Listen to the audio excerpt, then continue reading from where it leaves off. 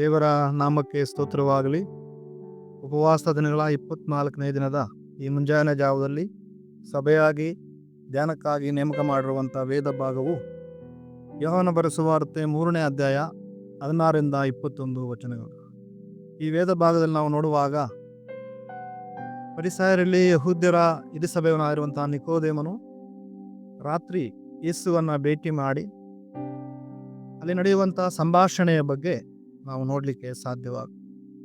ಈ ಭಾಗದ ಮುಖ್ಯ ಸಂಭಾಷಣೆಯು ನಿತ್ಯ ಜೀವದ ಬಗ್ಗೆ ಇರುವಂಥದ್ದಾಗಿದೆ.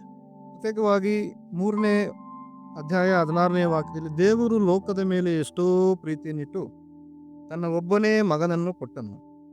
ಆತನ ನಂಬುವ ಒಬ್ಬನಾದರೂ ನಾಶವಾಗದೆ ಎಲ್ಲರೂ ನಿತ್ಯ ಜೀವವನ್ನು ಪಡೆಯಬೇಕೆಂದು ಆತನನ್ನು ಕೊಟ್ಟನು.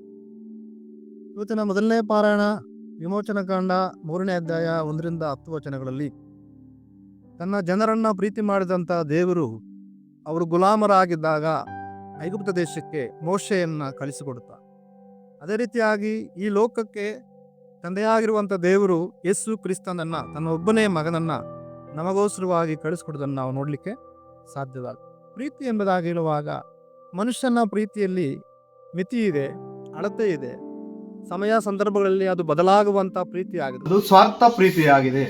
ಆದರೆ ದೇವರ ಪ್ರೀತಿ ದೈವಿಕವಾಗಿರುವಂತಹ ಪ್ರೀತಿಗೆ ಗ್ರೀಕ್ ಭಾಷೆಯಲ್ಲಿ ಅಗಾಪೆ ಎಂಬುದಾಗಿ ಹೇಳ್ತಾರೆ. ಅಂದರೆ ಅದು ನಿಜವಾದಂಥ ಪ್ರೀತಿ, ತ್ಯಾಗದ ಪ್ರೀತಿ, ಯಥಾರ್ಥವಾಗಿರುವಂಥ ಪ್ರೀತಿ. ಅದಕ್ಕೆ ದೇವರು ಮಾನವ ಕುಲಕ್ಕೋಸ್ಕರವಾಗಿ ಸ್ವಾಮಿಯನ್ನು ಕೊಟ್ಟು ತನ್ನ ಪ್ರಾಣವನ್ನೇ ಕಲ್ವಾರಿ ಶಿಲುಬೆಯಲ್ಲಿ ಕೊಟ್ಟನು, ನಮಗೋಸ್ಕರವಾಗಿ ರಕ್ತವನ್ನು ಸುರಿದುದರಿಂದಾಗಿ ನಾವು ನೋಡುತ್ತೇವೆ. ಮತ್ತು ಬಾಬೆಲ್ ದೇಶದಲ್ಲಿ ಪ್ರವಾಸಿಗಳಾಗಿರುವಂಥವರನ್ನ ಉದ್ದೇಶಿಸಿ ದೇವರು ಹೇಳ್ತಾನೆ, ಯೆರೆಮೀಯ 31:3ನೇ ವಾಕ್ಯದಲ್ಲಿ ಈ ರೀತಿಯಾಗಿ ನೋಡುತ್ತೇವೆ, ನಾನು ನಿನ್ನ ಪ್ರೀತಿಸಿರುವುದು ಶಾಶ್ವತವಾದ ಪ್ರೀತಿಯಿಂದಲೇ ಮಮತೆಯಿಂದ ಸೆಳೆದುಕೊಂಡಿದ್ದೇನೆ ಎಂಬುದಾಗಿ ಇಸ್ರಾಯೇಲಿಗೆ ದೇವರು ಹೇಳ್ತಾನೆ. ಬಾಬೆಲಲ್ಲಿ ಪ್ರವಾಸಿಗಳಾಗಿರುವಂಥ ಅವರನ್ನ ಬಿಡುಗಡೆ ಮಾಡುತ್ತೇನೆ ಎಂಬುದಾಗಿರುವಂಥ ಪ್ರೀತಿಯ ಕರೆಯಾಗಿದೆ ಆ ವಾಕ್ಯ. ಅದೇ ರೀತಿಯಾಗಿ ಎಫೆಸ ಪತ್ರಿಕೆಯಲ್ಲಿ ಪೌಲನು ಹೇಳ್ತಾನೆ 3:18ರಲ್ಲಿ, ದೇವರ ಪ್ರೀತಿಯ ಅಗಲ, ಉದ್ದ, ಎತ್ತರ, ಆಳವನ್ನ ನಮ್ಮ ಗ್ರಹಿಕೆಗೆ ಮೀರುವಂಥ ಕ್ರಿಸ್ತನ ಪ್ರೀತಿ ಎಂಬುದಾಗಿ ಪೌಲನು ಹೇಳ್ತಾನೆ. ಕರ್ತನಲ್ಲಿ ಪ್ರಿಯರೇ, ಈ ಲೋಕದಲ್ಲಿ ನಮಗೋಸ್ಕರವಾಗಿ ಯೇಸು ಸ್ವಾಮಿ ಬಂದಿದ್ದು ನಮ್ಮನ್ನ ಪಾಪದಿಂದ, ನರಕದಿಂದ, ನ್ಯಾಯ ತೀರ್ಪಿನಿಂದ, ಅಂಧಕಾರದಿಂದ ಬಿಡುಗಡೆ ಮಾಡೋದಕ್ಕೋಸ್ಕರವಾಗಿ ಈ ಲೋಕಕ್ಕೆ ಬಂದನು. ಆ ಒಂದು ಆತ್ಮೀಕವಾಗಿರುವಂಥ ಬಿಡುಗಡೆಯಾಗಿದೆ ನಮಗೆ ಬೇಕಾಗಿರುವಂಥ. ಪ್ರತ್ಯೇಕವಾಗಿ ನಾವು ನೋಡುವಂಥದ್ದು ಸ್ಕಾಟ್ಲೆಂಡ್ ದೇಶದ ಡೇವಿಡ್ ಲಿವಿಂಗ್ಸ್ಟನ್ ಆಫ್ರಿಕಾ ದೇಶದ ಜನರ ಆರಾಧ್ಯ ಮಿಷನರಿ ಆಗಿದ್ದರು.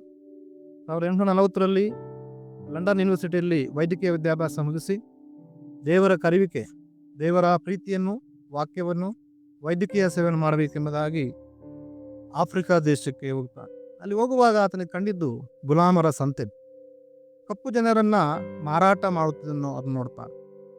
ಆಗ ವೇದನೆಗೊಂಡು ಆತನು ಸ್ವಂತ ದುಡ್ಡು ಕೊಟ್ಟು ಕಪ್ಪು ಜನರನ್ನು ಕೊಂಡುಕೊಂಡು ಅವರನ್ನು ಬಿಟ್ಟು ಬಿಡ್ತಾ ಇದ್ದನು ಸ್ವತಂತ್ರರಾಗಿ ಜೀವಿಸುವುದಕ್ಕೆ. ಮತ್ತೆ ಕೆಲವು ವರ್ಷಗಳಾದಮೇಲೆ ಅಲ್ಲಿ ಸೇವೆ ಮಾಡಿಕೊಳ್ತಾ ಬಂದಂಥ ಆತನ ಹೆಂಡತಿಯನ್ನ ಕಳ್ಕೊಳ್ತಾನೆ, ತೀರ್ಕೊಳ್ತಾಳೆ. ಕೆಲವು ದಿನಗಳಾದ ಮೇಲೆ ಒಂದು ಸಿಂಹವು ದಾಳಿ ಮಾಡಿ ಆತನ ಎಡಗೈಯನ್ನ ಗಾಯಪಡಿಸಿ ಸ್ವಾಧೀನ ಕಳೆದುಕೊಳ್ತಾನೆ. ಮತ್ತು ಒಂದು ದಿನ ಆತನ ಬಗ್ಗೆ ನಾವು ನೋಡುವಂಥದ್ದು ಮೊಣಕಾಲೂರಿ ಪ್ರಾರ್ಥನೆ ಮಾಡುತ್ತಾ ಇಹಲೋಕವನ್ನು ತ್ಯಜಿಸಿದನು. ಅಂದರೆ ಯಾರು ಗೊತ್ತಿಲ್ಲದಿರುವಂಥ ಅಥವಾ ಅವ್ರು ಯಾರೆಂಬುದಾಗಿ ತಿಳಿದಿರುವಂಥ ವ್ಯಕ್ತಿ ಅವರನ್ನು ಪ್ರೀತಿ ಮಾಡಿ ಆಫ್ರಿಕಾ ದೇಶಕ್ಕೆ ಹೋಗಿ ಕ್ರಿಸ್ತನ ಪ್ರೀತಿಯನ್ನ, ದೇವರ ವಾಕ್ಯವನ್ನ, ವೈದ್ಯಕೀಯ ಸೇವೆಯನ್ನು ಮಾಡಿ ಅವರನ್ನು ಕರ್ತನಲ್ಲಿ ನಡೆಸಿದನು, ಬಿಡಿಸಿದನು ಎಂಬುದಾಗಿ ನಾವು ನೋಡುತ್ತೇವೆ. ಅದೇ ರೀತಿಯಾಗಿ ನಾವು ದೇವರ ವಾಕ್ಯದಲ್ಲಿ ನೋಡುವ ಹಾಗೆ ಪೌಲನು ಹೇಳ್ತಾನೆ, ಕ್ರಿಸ್ತನ ಪ್ರೀತಿಯು ನಮ್ಮನ್ನ ಒತ್ತಾಯಪಡಿಸುತ್ತದೆ. ರೋಮಪತ್ರಿಕೆ ಹೇಳ್ತಾನೆ, ನನಗೊಂದು ಋಣ ಇದೆ ಅಂತ. ಕರ್ತನಲ್ಲಿ ಪ್ರಿಯ ದೇವರ ಮಕ್ಕಳೇ, ಇವತ್ತು ನಾವು ಬಿಡುಗಡೆ ಹೊಂದಿರುವಂಥ ನಾವು, ಕ್ರಿಸ್ತನ ಪ್ರೀತಿಯನ್ನು ಅನುಭವಿಸಿರುವಂಥ ನಾವುಗಳು, ಯೋಹಾನ 4ನೇ ಅಧ್ಯಾಯ 11ನೇ ವಾಕ್ಯದಲ್ಲಿ ಯೋಹಾನನು ಹೇಳ್ತಾನೆ, ದೇವರು ನಮ್ಮನ್ನ ಪ್ರೀತಿಸಿದ ಮೇರೆಗೆ ನಾವು ಒಬ್ಬರನ್ನೊಬ್ಬರು ಪ್ರೀತಿ ಮಾಡುವ ಹಂಗಿನವರಾಗಿದೆ ಎಂಬುದಾಗಿ ಹೇಳ್ತಾರೆ. ಈ ನರಕದಿಂದ, ಈ ಅಂಧಕಾರದಿಂದ, ಈ ನ್ಯಾಯ ತೀರ್ಪಿನಿಂದ, ಈ ಲೋಕದ ಅನುಭವಗಳಿಂದ ಜನರನ್ನ ಕ್ರಿಸ್ತನ ಕಡೆಗೆ ಕ್ರಿಸ್ತನ ಪ್ರೀತಿಯಲ್ಲಿ ನಡೆಸುವುದಕ್ಕೆ ನಾವು ಕರೆಯಲ್ಪಟ್ಟವರಾಗಿದ್ದೇವೆ. ಹಾಗಾಗಿ ಇವತ್ತಿನ ಈ ಬಿಡುಗಡೆಯು ನಮ್ಮೆಲ್ಲರ ಜೀವಿತಗಳಲ್ಲಿ ಆಶೀರ್ವಾದವನ್ನು ಮಾಡುತ್ತಾ ಅನೇಕರನ್ನ ಕ್ರಿಸ್ತನ ಬಿಡುಗಡೆಯಲ್ಲಿ, ಕ್ರಿಸ್ತನ ಪ್ರೀತಿಯಲ್ಲಿ ನಿತ್ಯತ್ವಕ್ಕೆ ನಡೆಸುವಂಥ ದೇವರ ಮಕ್ಕಳು, ದೇವರ ಸೇವಕರನ್ನಾಗಿರುವುದಕ್ಕೆ ದೇವರು ನಮಗೆ ಸಹಾಯ ಮಾಡಲಿ. ಈ ವಾಕ್ಯಗಳ ಮುಖಾಂತರ ನಮ್ಮನ್ನು ಆಶೀರ್ವಾದ ಮಾಡಲಿ ಎಂಬುದಾಗಿ ಹಾರೈಸ್ತಾ ನನ್ನ ಮಾತನ್ನು ಮುಗಿಸ್ತೇನೆ. ಆಮೆನ್.